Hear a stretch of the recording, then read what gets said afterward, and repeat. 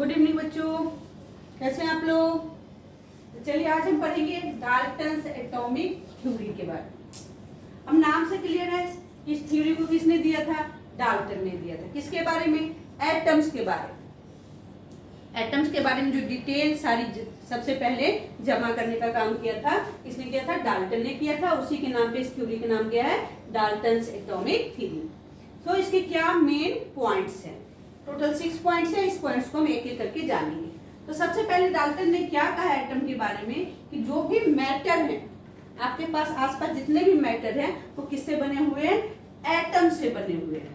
So matter is made up of, matter किससे बने हुए हैं? छोटे छोटे पार्टिकल से बने हुए हैं।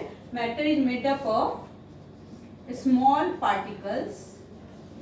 मैटर किससे बने हुए हैं? छोटे छोटे पार्टिकल से बने हुए हैं, कॉल्ड एटम। इन्हीं छोटे छोटे पार्टिकल्स को क्या कहते हैं हम? एटम। सिंपल सी बात है कि क्या कह रहा है डाल्टन कि जो मैटर है वो किससे बना हुआ है? एटम से बना हुआ है। यानी किसी भी मैटर का जो सबसे छोटा पार्टिकल है वो क्या है? एटम है। सेकेंडली वो क्या कहता है कि जो एटम्स हैं आर इंडिविजिबल।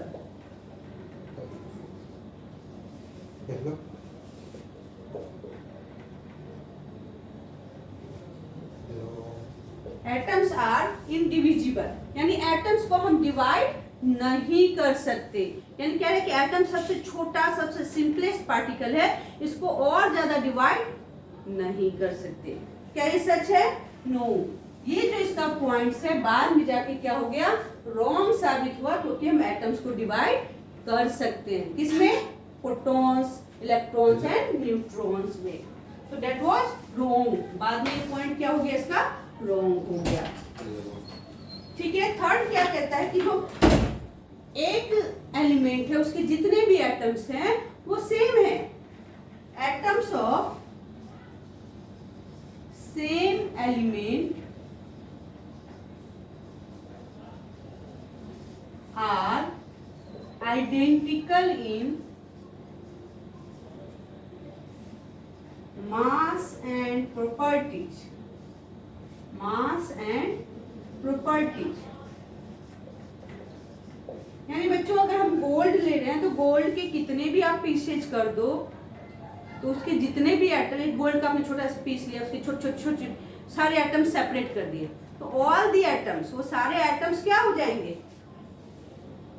सेम होंगे। उनका मास सेम होगा, उनकी केमिकल प्रॉपर्टी सेम होगी। अगर एक ही एलिमेंट के आप एटम्स ले रहे हो तो नेचुरली उनका मास भी सेम होगा और उनकी प्रॉपर्टीज भी सेम होगी। बट ये भी पॉइंट बाद में 99% तो सही था, बट 1% गलत हुआ जब किसकी खोज हुई? आइसोटोप्स की खोज हुई। कि आइसोटोप्स में क्या होते हैं? एटॉमिक नंबर तो सेम होते हैं, मास नंबर बदलता है। तो ये भी लिटिल बिट बाद में जाके क्या हुआ? गलत हुआ। नेक्स्ट क्या कहते हैं कि एटम्स ऑफ डिफरेंट एलिमेंट। अब अगर आप डिफरेंट एलिमेंट्स के एटम को कंपेयर करो, एक मैंने गोल्ड ले लिया, एक मैंने सिल्वर ले लिया, अगर इनके एटम्स को कंपेयर करें तो इनकी मास भी अलग होंगे और इनकी प्रॉपर्टीज भी क्या होगी? अलग होगी। बस यही बात कह रहा है कि एटम्स ऑफ डिफरेंट एलिमेंट, अलग अलग एलिमेंट के एटम को कंपेयर करें तो are different in mass and properties. Natural सी बात है कि एक ही एलिमेंट के एटम्स को आपस में कंपेयर करेंगे, उनका मास भी सेम होगा, प्रॉपर्टीज भी सेम होगी। अलग अलग एलिमेंट्स के एटम को कंपेयर करेंगे तो मास भी अलग होगा और उनकी प्रॉपर्टीज भी अलग हो जाएगी। So that is the fourth point. Fifth point, क्या आपको पता है कि एटम्स आपस में क्या करते हैं? कंबाइन करते हैं और क्या बनाते हैं? मॉलिक्यूल्स बनाते हैं। तो क्या कह रहे हैं कि atoms combine in simplest whole number to form molecules। जो एटम्स हैं वो होल नंबर में हमेशा कंबाइन करते हैं और क्या बनाते हैं, मॉलिक्यूल्स बनाते हैं। यानी मॉलिक्यूल्स किसके मिलने से बना है, एटम्स के मिलने से बना है। वीडियो के जो इसके पहले मैंने वीडियो अपलोड किया इसी टॉपिक पे एटम्स एंड मॉलिक्यूल्स में, उसमें ऑलरेडी मैं बता चुकी हूँ। अगर आपने नहीं देखा है तो जरूर देखिए। नेक्स्ट क्या कहता है कि atoms can not be created not destroyed. Atom can not be created not destroyed.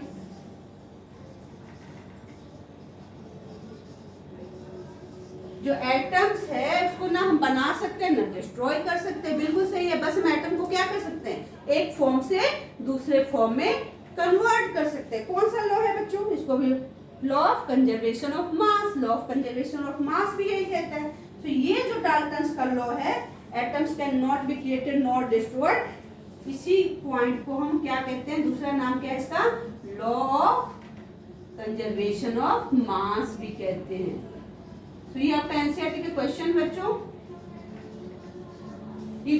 Dalton's atomic theory का कौन सा पॉइंट है जो law of conservation of mass को एक्सप्रेस करता है। तो कौन सा पॉइंट है, दिस पॉइंट कि atoms can not be created not destroyed, ये law of conservation of mass को एक्सप्लेन करता है। तो 6 पॉइंट ये हो गया। एक पॉइंट और है बच्चों, 7 पॉइंट, जो आपका लॉ ऑफ कांस्टेंट प्रोपोर्शन है। दिस इज द कि जो कोई भी केमिकल सब्सटेंस है given chemical substance always contain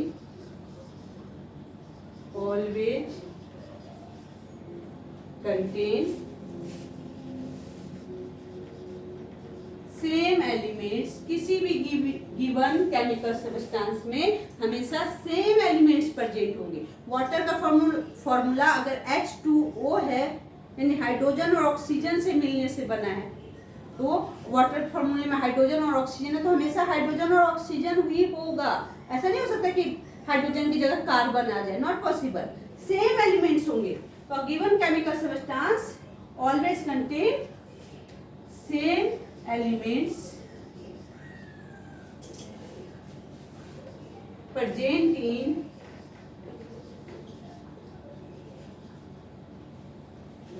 fixed proportion by mass।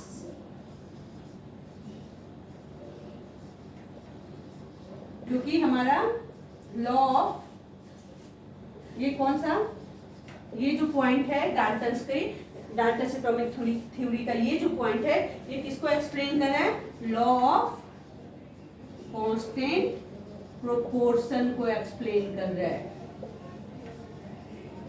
आपसे पूछा जाए कि डाल्टन्स थ्योरी का कौन सा पॉइंट है जो लॉ ऑफ कांस्टेंट प्रोपोर्शन को एक्सप्लेन कर रहा है, तो ये जो पॉइंट है कि कोई भी जो केमिकल सब्सटेंस है, लाइक देखिए ये वाटर है, तो वाटर में हमेशा हाइड्रोजन और ऑक्सीजन एलिमेंट ही होंगे और उनका जो कंबाइनिंग रेशियो है वो हमेशा फिक्स होगा 1:8।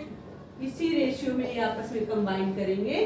तो ये कौन सा लॉ है, लॉ ऑफ कांस्टेंट प्रोपोर्शन। तो आपसे पूछा जाए कि डाल्टन्स एटॉमिक थ्योरी का कौन सा point law of constant proportion को एक्सप्लेन करता है, then you have to write this point. Given chemical substance always contain same elements. Given chemical substance में हमेशा सेम एलिमेंट्स होते हैं और उनका जो कंबाइनिंग प्रोपोर्शन होता है दैट इज ऑलवेज फिक्स्ड। वो हमेशा क्या होता है, फिक्स्ड होता है।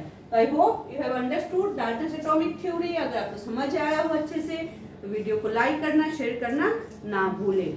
और अगर अभी तक आपने चैनल सब्सक्राइब नहीं किया तो जरूर सब्सक्राइब करें। Thank you.